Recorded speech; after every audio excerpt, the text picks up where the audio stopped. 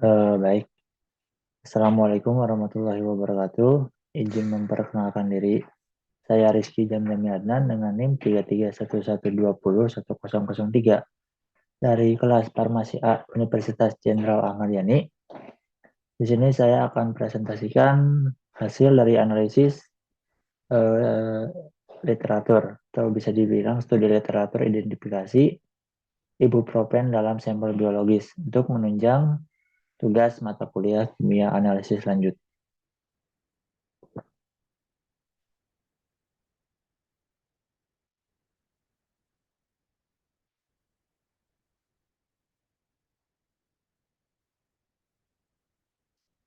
Baik, sampel yang saya gunakan adalah ibuprofen. Di sini bisa dilihat struktur kimia dari senyawa ibuprofen. Lalu untuk sifat fisika kimia dari ibuprofen ini berupa serbuk hablur berwarna putih hingga hampir putih, berbau khas lemah dan tidak berasa. Titik lebur dari ibuprofen ini 75 sampai 77,5 derajat Celcius. Ibuprofen praktis tidak larut dalam air dan sangat mudah larut dalam etanol 96% dan metanol. Untuk sifat farmakologinya, ibuprofen bekerja sebagai antiinflamasi, analgesik, dan antipiretik melalui inhibisi produksi hormon prostaglandin. Ibuprofen dimetabolisme di dalam hati secara cepat dan didistribusikan ke seluruh jaringan tubuh. Baik, ini studi literatur yang saya dapatkan dari beberapa literatur seperti jurnal dan skripsi.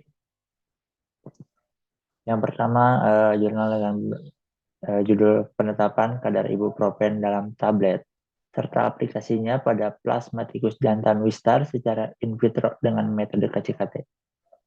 Untuk matriks yang digunakan pada penelitian ini adalah plasma darah, preparasi sampelnya pengendapan protein, dan metode analisisnya itu menggunakan KCKT.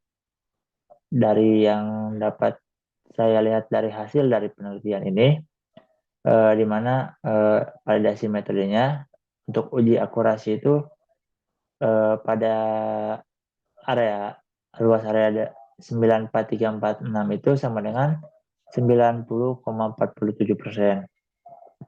Lalu untuk uji presisinya 0,93% dan linearitasnya 0,987 dan untuk LOQ yang didapat 1,47 mikrogram per mililiter.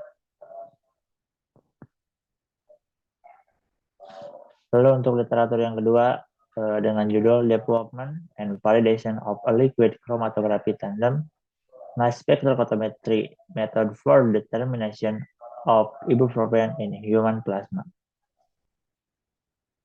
Untuk matriks yang digunakan sama yaitu plasma darah, preparasi sampelnya pengendapan protein, dan metode analisisnya menggunakan spektrofotometri massa tandem atau LCMS. Untuk hasil dari jurnal ini yang didapatkan validasi metodenya untuk uji akurasi 98,11%, untuk uji presisi atau RSD 1,89%, linearitasnya 0,9989, dan untuk LOQ yang didapat 98,11%.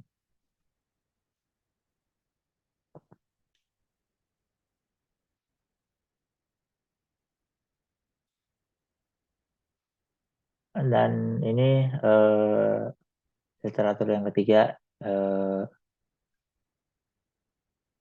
Untuk literatur yang ketiga ini sebuah pengembangan dari literatur yang pertama ya, di mana validasi dan dari ibuprofen generik dan merek secara spektrofotometri UV serta diaplikasikan dalam plasma darah tikus, jantan Wistar serta in vitro. Jadi jika jurnal yang pertama itu metodenya menggunakan KCKT, maka untuk yang ini menggunakan metode spektrofotometri UV. Untuk matriksnya plasma darah dan preparasi sampelnya pengendapan protein. Untuk hasil dari eh, literatur yang ini saya dapatkan adalah validasi metodenya uji akurasi 91,7%, untuk uji presisi 0,0132%, linearitas 0,995 dan LOQ-nya 0,976 mikrogram per mililiter.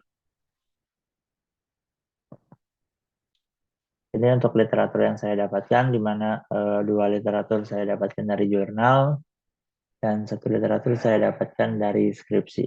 Dan bisa dilihat ya, untuk literatur yang ini dengan skripsi, uh, untuk penelitian itu sama, cuman yang bedanya hanya dari metodenya saja. Untuk yang di jurnal itu menggunakan metode KCKT, dan untuk yang deskripsi menggunakan metode spektrofotometri UV. Baik, untuk kesimpulannya dari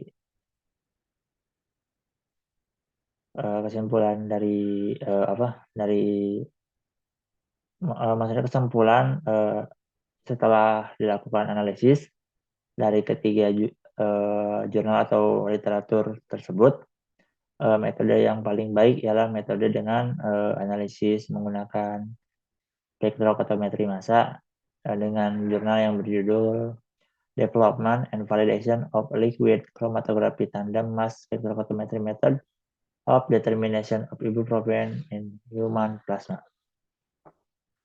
Di mana bisa dilihat dari tabel yang saya lampirkan untuk yang ibuprofen dan struktur kimianya, untuk matriksnya plasma darah, preparasi sampel pengendapan protein, metode analisisnya spektrofotometri massa atau LCMS, dan untuk persen recovery yang didapat 98,11%, RSD-nya 1,89%, dan ROQ 98,11%.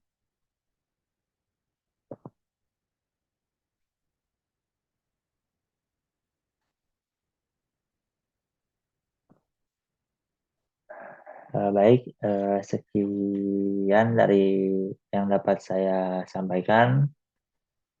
Mudah-mudahan dapat bermanfaat bagi semuanya, dan saya ucapkan mohon maaf bila ada kesalahan. Saya tutup. Wassalamualaikum warahmatullahi wabarakatuh.